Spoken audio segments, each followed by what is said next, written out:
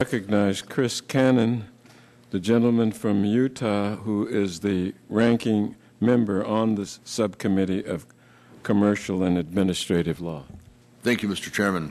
Let me pick up where the distinguished ranking member left off.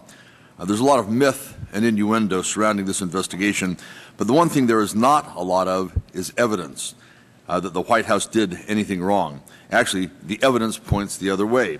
Let me just read to you from the transcript of an interview with Kyle Sampson earlier this month. Mr. Sampson was the White House key contact at the department during the U.S. Attorney review.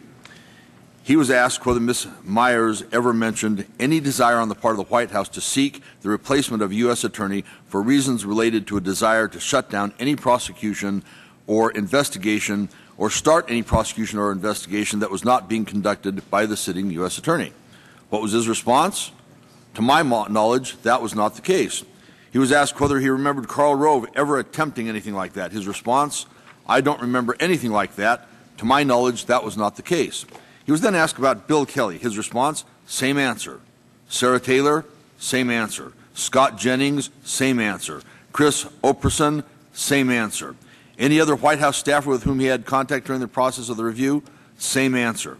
Finally, he was asked, do you recall any attempt by any of those individuals or others at the White House to seek the removal of a U.S. Attorney or U.S. Attorneys General, generally for reasons other than performance-related reasons or the desire that simply another person be given an opportunity to serve?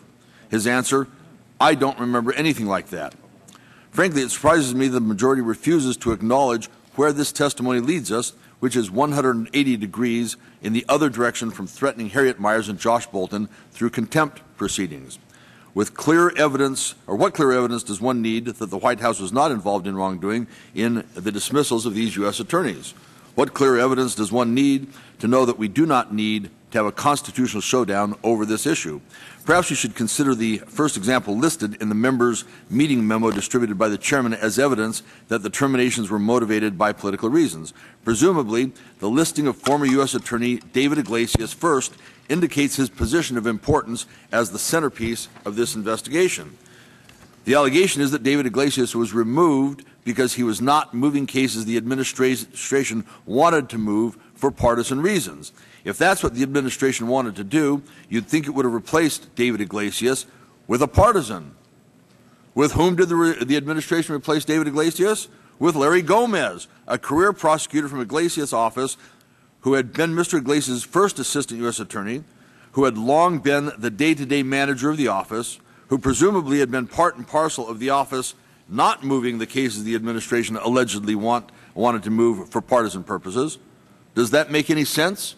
No. If the administration had wanted to manipulate the U.S. attorney position in New Mexico to move those cases, Larry Gomez is the last person it would have put in that seat.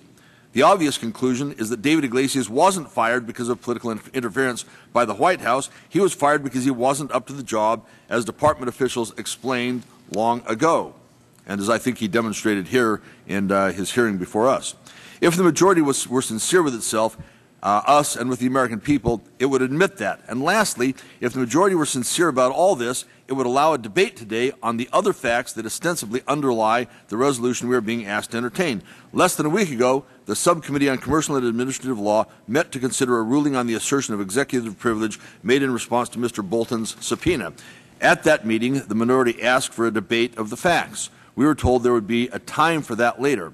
We assumed that time would be an opportunity today, and yet there are no facts in the draft report and resolution we're considering. Why? Is the majority trying to hide the facts? I can assure you that we in the minority are not afraid of the facts. In the members' memo we received yesterday, some facts were discussed, but we don't know today what facts the majority's members actually embrace. Apparently, we won't find that out until they submit their additional views after today's markup. Those views are due at the same time as the minority's views, so we won't be able to see them before filing our views. That is not a debate or a discussion worthy of a constitutional crisis. We've investigated this matter for months, and I believe that the key facts point inescapably to one conclusion.